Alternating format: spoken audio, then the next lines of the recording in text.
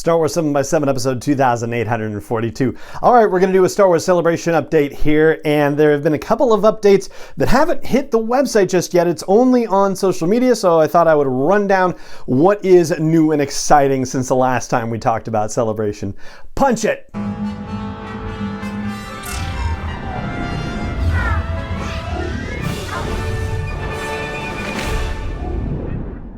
Hey Rebel Rouser, I'm Alan Voivod and this is Star Wars 7x7, your daily dose of Star Wars joy, and thank you so much for joining me for it. So there have been updates to the guests, as in the people who are there for photo ops and autographs. There haven't been any updates to the featured folks, so it's still the High Republic authors and Steve Sansweet and Doug Chang.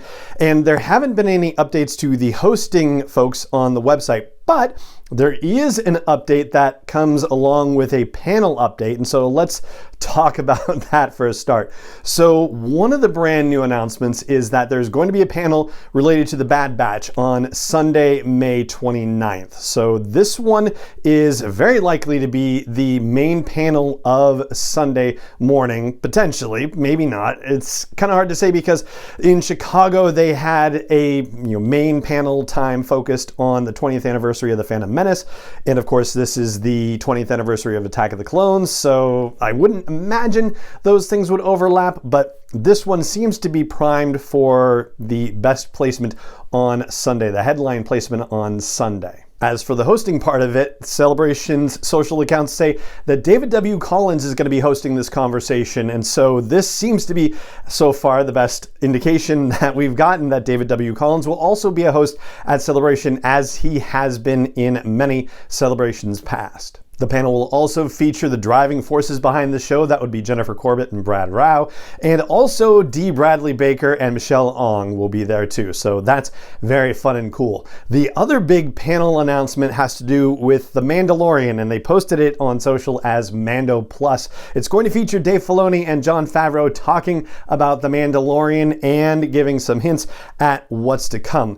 That's kind of fascinating because of the fact that we are going to have a live action panel on Thursday the 26th. They've already said that they're going to be talking about The Mandalorian at that panel, but they're also going to be talking about Obi-Wan Kenobi and about the Andor series. So yeah, I guess they want to have more time to talk about The Mandalorian, which makes sense, of course, because it was their first live action series. It's their most successful live action series to date, and they're about to embark on a third season. Well, I mean, you know what I mean. They're embarking on post-production for the third season right now. So yeah, it's definitely the biggest of deals as far as live action stuff goes, so it does make sense that they would dedicate something specifically to that. Now, as I said at the top, none of this has hit the website yet. It's only been announced on social channels. There's no panel schedule or anything like that that's on there yet, and we're probably not going to see that stuff until next month when it starts getting filled out in greater detail. In the meantime, there's still one notable absence at this point, and we're going to get an announcement for it sometime soon, hopefully by the end of the month. At least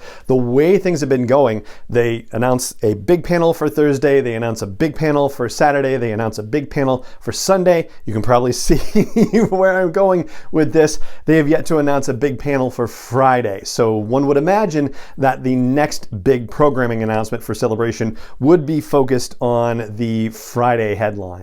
Of course, the logical hope and presumption is that it's going to have to do with Rogue Squadron and or movies in general. I did do a quick double check before I did this episode, and Rogue Squadron is still on the calendar. The most recent calendar from Disney is dated February 25th. Hasn't changed since then, still showing Rogue Squadron in December of 2023. So yeah, fingers crossed, because it's sure been silent over there, my goodness. The only wrinkle to that one, the only potential roadblock or obstacle, and it's a big one, is the fact that if they are operating on a similar timetable to what we've been talking about in our monthly updates with The Force Awakens, then it's possible principal photography will be starting in mid-May, and therefore everybody's going to be either in London at Pinewood Studios or on location somewhere, which means that they're not going to be available at Star Wars Celebration. That's very unusual in terms of what we would expect from a panel. We would expect the director, we would expect the actors. They won't be available if principal photography has already started, so it would have to be a virtual panel if it was going to happen. Unless they are running behind comparatively. And I don't mean that in a pejorative sense. I just mean that in terms of general scheduling, you know, like they could be perfectly fine with their timelines and going, yeah, if we start in June, it's no problem at all. So yeah, no judgment there whatsoever. But it's a little dicey on the scheduling thing, so it remains to be seen. And maybe that's why we haven't heard anything about it just yet. Maybe they're still trying to work that out. So that covers the programming stuff. I said that we wouldn't really dig into photo op and autograph stuff too deeply as we go through these updates, but there are 3 folks who have been added and aren't on the website just yet. I'll mention them real quickly because they're fun. Sam Witwer, the voice of Maul, of course. Also Matt Lanter, the voice of Anakin Skywalker and an ill-fated Republic prison ship pilot in The Mandalorian. Also Katie O'Brien, who is still unnamed as a character, unfortunately. She's the Imperial Comms Officer on Moff Gideon's light cruiser in The Mandalorian. Then the last thing is health and safety updates. So if I'm not terribly mistaken, previously the health and safety stuff had said that proof of a negative test would not be sufficient for entering Star Wars Celebration. Well, the guidelines have changed and now they're saying proof of vaccination or proof of a negative COVID test. And to get the specifics on that, then please do go to StarWarsCelebration.com and look at all the health and safety guidelines. Something else that seems to be no longer there is the restriction specific to no hugging and no handshakes, although there is a thing that says to respect the code of conduct and people's own preferences as far as their personal space, which is, of course, a super logical and natural thing to do, even regardless of the whole COVID situation, right? Respect people's personal boundaries for sure.